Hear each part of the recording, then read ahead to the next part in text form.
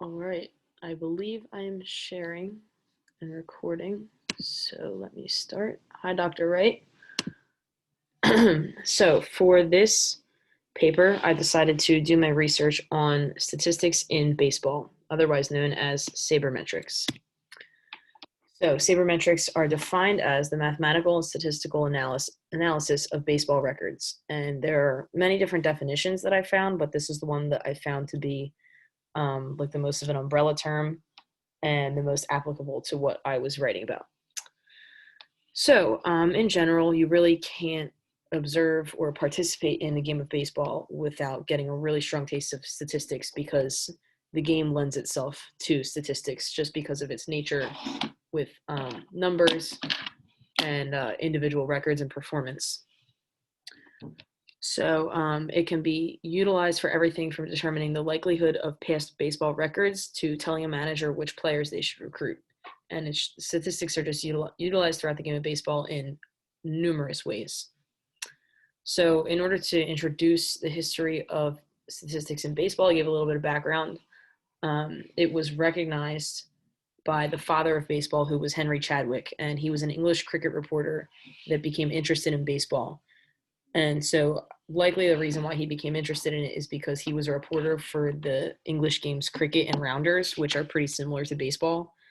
So he became interested in baseball in 1856, and he specifically became interested in statistics in baseball and collecting and kind of analyzing the stats of baseball teams and players to determine who was best or worse. And so he definitely like popularized the idea of statistics in baseball and boosted the general public's perception of how they could be used for the game. But what really launched the definite collection and the analyzing of stats in baseball was when Babe Ruth became big, because he made people realize how much of an impact one player could have on the game because he was so good offensively that people were like, holy crap, if certain players are good, they can really affect the outcome. So when Babe Ruth became big, the shift in attention in baseball kind of went from more team-based to individual-based. And that was when people really started recording specific statistics of baseball players and their abilities. Um, so the study of statistics in baseball continued to develop, and there actually was an official encyclopedia of baseball, which was published in 1951, that listed every major league player ever and gave all of their records for both pitchers and hitters' batting averages. So then a statistician named David Neff was commissioned to create a computerized baseball encyclopedia, and that actually took 2 years to develop because they found out that a lot of the records that were published in the original encyclopedia were not right. So they had to go around the country and look at actual records from games and get the right stats.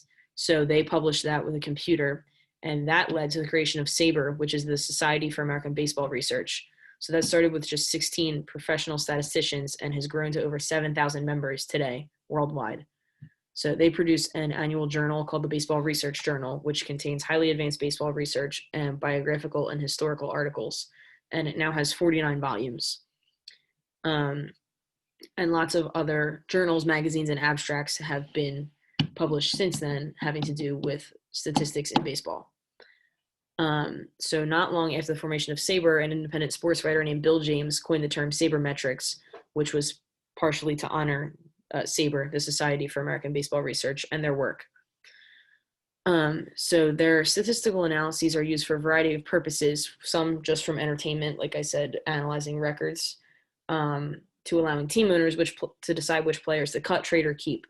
And it's come a long way from an opinionated reporter having a passion for analyzing teams to stats being used in basically every decision-making process in Major League Baseball. So, oh, I should have switched that earlier. My apologies. Here's just a little bit about Henry Chadwick, that's Babe Ruth, and the SABR logo. So in order to properly understand the things that I'll talk about later in my paper, I just wanted to give a little bit of background in some basic baseball statistics. They're all offensive because that's what I talk about in my paper. So the most common one is batting average, which is the number of hits divided by the number of at-bats. And at-bats are characterized as the amount of times that a player goes up to bat, not including their walks or their sacrifice flies. So basically every attempt they have to get a hit. And that's pretty controversial because it used to be regarded as like the main way to determine how good a hitter is, but now people believe that's not really the best way because it doesn't take into account a lot of other good offensive hitting characteristics. So plate appearances is at-bats plus walks. Hit by pitch is HBP, so obviously amount of times the player was hit and got to take first base, and sacrifice flies. Total bases is the amount of bases that a hitter accumulates with their hits. So 1B would be a single, 2 times 2B would be a double, 3 times 3B is a triple, and 4 times home run is a home run. Slugging percentage is their total bases divided by their at-bats. On base percentage is hits plus walks plus amount of times hit by pitch divided by their plate appearances. So that's now widely seen as a good way to judge a hitter because it takes into times the amount of times they've come up to bat completely divided by the amount of times they've reached base. And the reason that's so important is because teams can't score runs without getting runners on. So the amount of times a player can get on increases the team's chances of winning. OPS is on base percentage plus slugging. So you see that in the formula here. And that's also seen as a pretty good judge of how players can contribute to the team winning because it's the amount of times they can get on base. And then added to that is the amount of runs they can knock in when their teammates are on base. So that really just shows like how much a hitter can contribute to a team winning with runs. And the RC is runs created. So that was first created by Bill James, who I mentioned earlier, that coined the term Sabermetrics. He created the runs created formula through trial and error, just determining from past records what worked. So runs created equals the quantity of hits plus walks times the total bases divided by the quantity of at-bats plus walks. So the reason that's such a good measure of a player's contribution is because it combines their ability to get on base with their ability to hit for extra bases, and it divides those two measurements by their total opportunities to do those two things. So since runs created are created by base runners scoring, this formula very accurately predicts how many runs a player will contribute in a season. This is just a small sampling of statistics that are used in baseball, but these are the ones that I felt would be relevant for what I'm going to explain later. But it really shows just from this little sample of statistics just how involved they are in baseball. So one study, as I mentioned earlier, in baseball, statistics can be used even just for entertainment and analyzing past records. So one of those was to analyze Joe DiMaggio's 56-game hitting streak study. So obviously Joe DiMaggio had a 56-game hitting streak, which was crazy that anybody did that. And in the 1994 Baseball Research Journal, Charles Blouse published an article where he analyzed the likelihood of Joe DiMaggio getting this 56-game hitting streak. And then that article was revisited in volume 31 of the Baseball Research Journal by Michael Fryman, which is the one I'm going to talk about. It was called 56-Game Hitting Streaks Revisited, and it was a critique of the original one because he found some analyzing errors. So he starts by explaining how Blouse made his calculations. He calculated the probability of a player getting a hit in a given game. So he uses an example, Dave Cross as the player. He calculated the probability of Cross getting a hit in a given game in his 1901 season, which was calculated by getting the ratio of his hits to his plate appearances. So to find the number of plate appearances Cross made in a given game, he took the total number of his plate appearances in the season, which was 450, divided it by the number of games played, which was 100. So that works out to 4.5 plate appearances. Obviously, in a game, nobody's ever going to come up to the bat 4.5 times. So he assumed that Cross had 4 plate appearances in 50 games, 5 in the other 50, and that made his average number of plate appearances 4.5 per game. So from there, Cross's or any player's chance of getting a hit in a given game could be calculated. a player's probability of getting a hit in a given game can be taken to the 56th power to determine the probability of a player getting a 56-game hitting streak in a given 56-game span. So obviously, a player who has, for example, 155 games in a season has 156-game spans which overlap. Therefore, he finds the probability of a player not having a 56-game hitting streak in each of the overlapping 56-game spans. So he multiplies these two probabilities together and subtracted his result from one to get his desired probability of a player having a 56-game hitting streak in the season. So those are all the calculations that were done in the original article, trying to find the probability of him getting the 56-game hitting streak. But Fryman claims that there was error in that last calculation. So he says that he neglected a major statistical detail in his calculation. So in stats, it's possible to find the probability of multiple events occurring by multiplying their probabilities together, if and only if the events are independent of each other. But in this case of this problem, the probabilities of a player not having a 56-game hitting streak in all of the 56-game spans are not independent because all of those spans overlap. So in order to correct this major statistical error, Fryman reconstructs the problem. He defines P as the probability that a player, specifically Joe DiMaggio, gets a hit in a given game. Then he defines Q as the probability of DiMaggio having a 56-game hitting streak in any 56-game span. So naturally, it follows that Q equals P to the 56th. He denotes D of N, the probability that DiMaggio has a 56-game hitting streak during the first N games of the season. So clearly, D of N equals 0 for N equals 0 through 55. This is because he can't possibly have a 56-game hitting streak when he hasn't played 56 games. So D of 56 equals Q, since in order to have a 56-game hitting streak in the first 56 games, DiMaggio must get a hit in every game. So now Fryman considers the first N games of the season where N is greater than 56. He explains that for DiMaggio to have a 56-game hitting streak in the first N-1 games, he must either have the streak in the first N-1 games or in the last 56 games. As given by the prior denotion, the probability of DiMaggio having a 56-game hitting streak in the first N-1 games is given by D of N-1. For DiMaggio to have his first 56-game hitting streak in the last 56 games, he must not have a 56-game hitting streak in the first N-57 games, the probability of which is 1 minus D of N-57, then not get a hit in game number N-56, the probability of which is 1 minus P. Then he must get a hit in each of the games N-55 through N, the probability of which is Q. So it follows from all those probabilities that the probability of DiMaggio having a hitting streak in the first N games is D of N equals D of N-1 plus 1 minus D of N-57 times 1 minus P times Q. So using this, Fryman could find the probability of DiMaggio having a 56-game hitting streak during the entire season by finding D of 1, D of 2, all the way through D of G, where G is the number of games DiMaggio plays in a season. Fryman used DiMaggio for the sake of explaining this example, but it can be applied to any player in baseball to determine the probability of them having a 56-game hitting streak in a season. And he did just that by compiling lists of the players in MLB history who are most likely to have a 56-game hitting streak in a single season in their career. Joe DiMaggio did not even make either of those lists. His likelihood of getting his legendary streak in a season was only 0.01%. One of the magical things about baseball is that as much as it's a game of numbers, trends, and patterns, its outcome also depends on a bit of luck. This element of the game of baseball is what makes statistics in baseball so fun, because no matter what seems can be predicted, baseball will always surprise. While this particular study was more for entertainment and general curiosity about the likelihood of DiMaggio's streak, statistics has uses for real-life problems in baseball as well.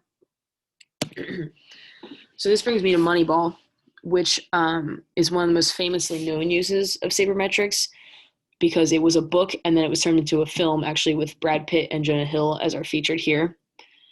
So Moneyball, the book, was written by Michael Lewis, and it tells the true story of the Oakland A's using sabermetrics to make themselves one of the best teams in Major League Baseball. So in 1997, the A's were one of the worst teams in baseball, and they were also one of the poorest. And a former player named Billy Beane was named the new general manager, but instead of his first hire being any good players, his first hire was a young mathematician. This mathematician was Paul DePodesta, and he was a 26-year-old economics major from Harvard. He was very good at math and stats, and he really loved baseball. So as portrayed in the film Moneyball, DePodesta used sabermetrics to change the A's seemingly dismal fate. Since the A's had such a tight budget, Bean couldn't afford to recruit big-name players who required big-time paychecks, so he had to find a new approach. As seen in the film, he calculated how many wins were needed to reach the postseason and how many runs allowed versus runs scored were necessary to achieve that many wins. He did so by using the Pythagorean expectation equation, which is win percentage equals runs scored squared over runs scored squared plus runs allowed squared. So as you can see, the more runs scored, the higher the win percentage. So Bean and DePodesta recognized that the commonly accepted idea that batting average was the most telling statistic of a hitter's potential wasn't true, as I mentioned earlier. So in order to score runs, they must get on base, and then they must be moved around the bases by their teammates hitting them in. So Bean and DePodesta determined that a much more important statistic to look for in a hitter was OPS, which, as I mentioned, was on-base percentage plus slugging percentage. So DePodesta chose not to scout players who looked like the stereotypical Major League Baseball player because he felt that he looked for athletes that were underrated and overlooked, and therefore he could hire them for much less than they were actually worth. So he was able to recruit players worth $3 million for just $200,000. And not only were his players cheap, but they were very successful. To quote, by reducing baseball to a numbers game in this way, the Oakland A's confounded all the old-time baseball pundits, becoming champions of the Western Division of the American League in 2000, 2002, and 2003, and setting an American League record by winning 20 consecutive games in 2002. So DePodesta used Sabermetrics to revolutionize the way that managers and scouts viewed baseball, and his methods are even more widely used today.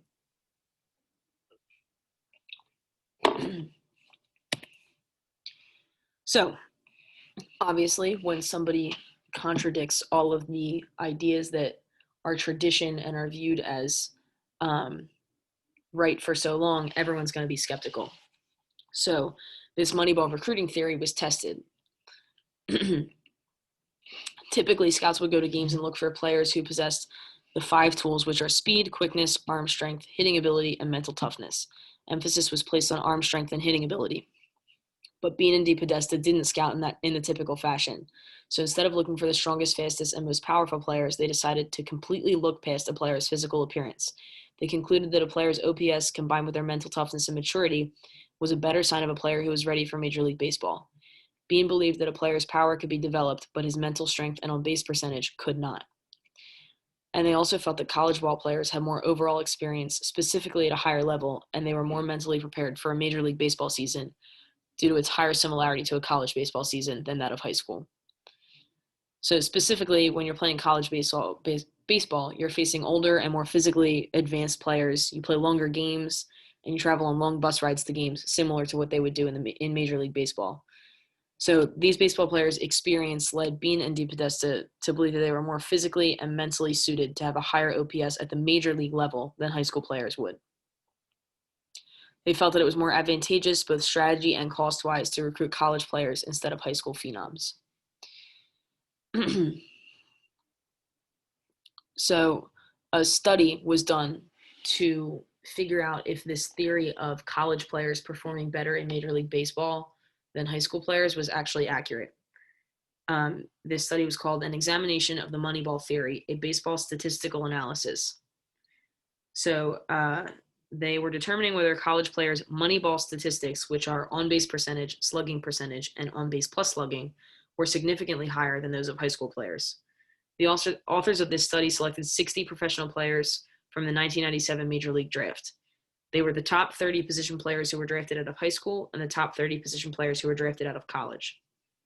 The authors collected all these players' data from their first 4 years of professional baseball, which is minor and major, and utilized them to obtain each player's Moneyball statistics.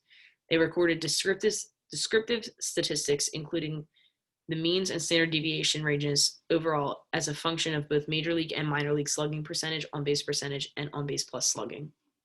Using these stats, they calculated a score for each variable and compared those scores between the high school and college players. They utilized a t-test for independent samples at an alpha level of 0.05 to compare the differences in scores. Their test concluded that there was a significant difference between college and high school minor league slugging percentage, but not on-base percentage or OPS.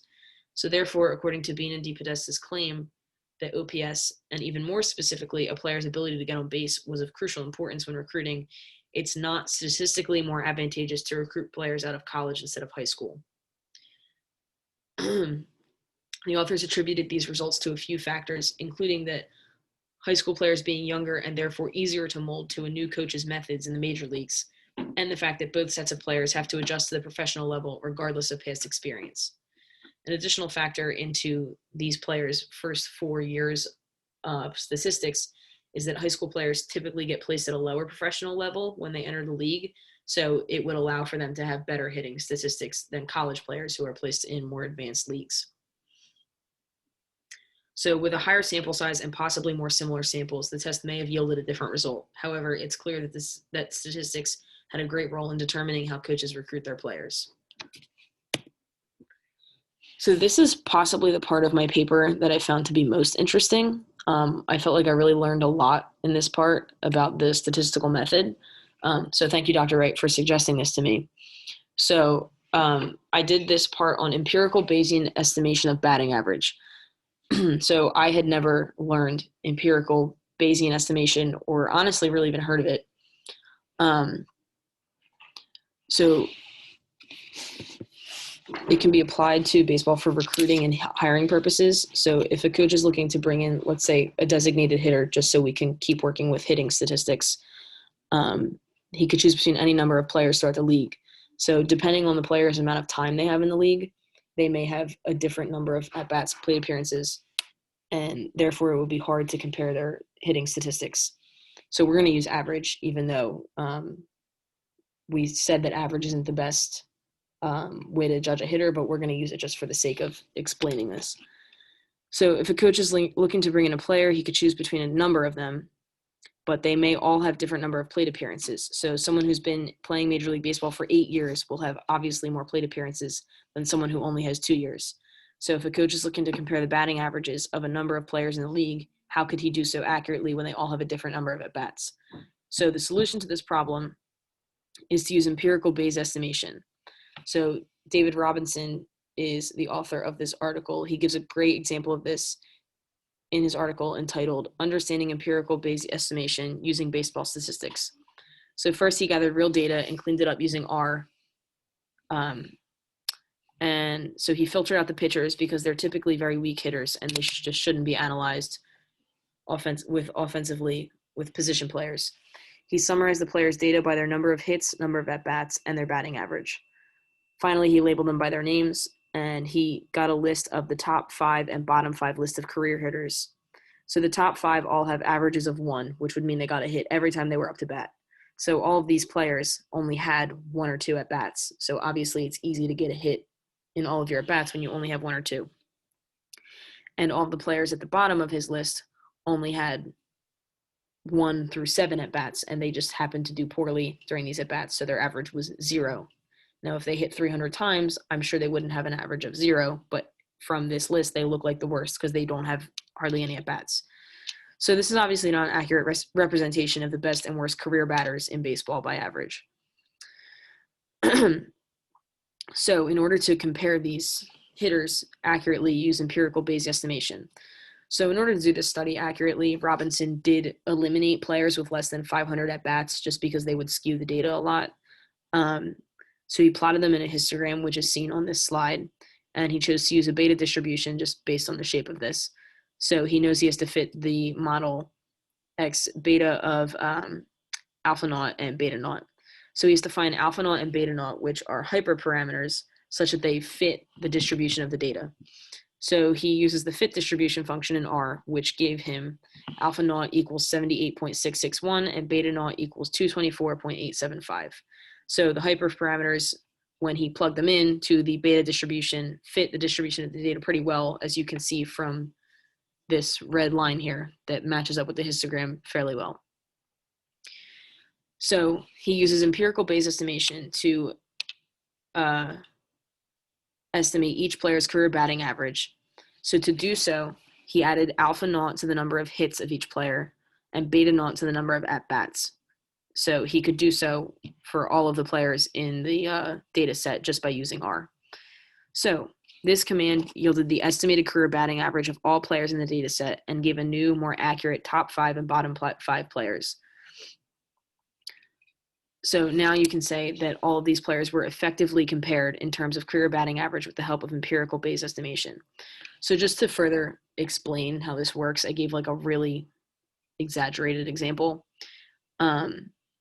So say you have one player that's gotten 4 hits out of 10 at bats. They have an average of 400, which is phenomenal in baseball.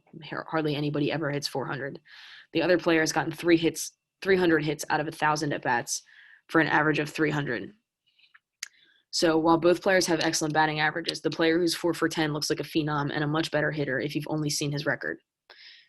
If these two players' averages were updated with the alpha naught and beta naught that Robinson found in his example, their estimated career averages would become much more accurate.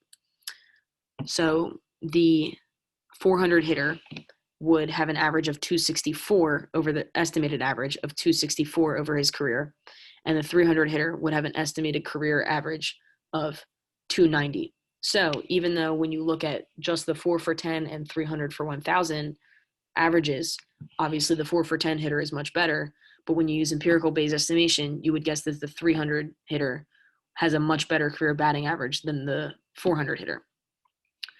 So to visualize the adjustment to the data done by empirical Bayes estimation, Robinson shows the points plotted on a graph with each player being a point plotted by their batting average on the x-axis and their empirical Bayes batting average on the y-axis. So he explains the graph by saying the horizontal dashed red line marks y equals alpha naught over alpha naught plus beta naught, and that equals 0.259. So that's what we would assume someone's batting average was if there was no evidence at all. So the points above the line tend to move down towards it, as we can see, and the points below tend to move upwards towards it. So at the diagonal line here marks x equals y. Points that lie close to it are the ones that didn't get shrunk at all, which, as you can see, are lighter colored, which means they have more at-bats, so there was more data collected. So that means that there was enough evidence that we're willing to believe that the naive batting average estimate. So to paraphrase, the data points with higher at-bats are closer to x equals y because the higher amount of evidence allows for a more accurate data point. Contrarily, points which were collected with little evidence move much more. As we can see, these out here move a lot. So this shows that the process of empirical Bayes estimation is essentially moving all data points towards the average, hence why the process is also known as shrinkage because it shrinks the data towards the center. Overall, empirical Bayes estimation is an incredibly simple, effective statistical method. As Robinson put it, it's so easy it feels like cheating. So I really just felt like this was awesome. I can't believe I didn't know about it, but I feel like it's so useful in the real world, especially for this application of baseball. And I thought it was a very simple process for something that's very effective. So in conclusion, it's evident that statistics can be used in an abundance of ways surrounding the game of baseball. Whether it's to study records of the past, recruit players of today, or predict trends of the future, no patterns in baseball can be analyzed without statistics. The game lends itself to its statistical nature due to its emphasis on individual performance and pure chance. As discussed in this paper, the range of statistical analyses used in baseball is vast, from simple analysis such as the one done to study Joe DiMaggio's 56-game hitting streak, to a much more complex analysis such as the t-test used to examine Bean and Podesta's recruiting theories, all the way to empirical Bayesian estimation. Regardless of complexity, statistics is used in baseball no matter which aspect of the game you look at.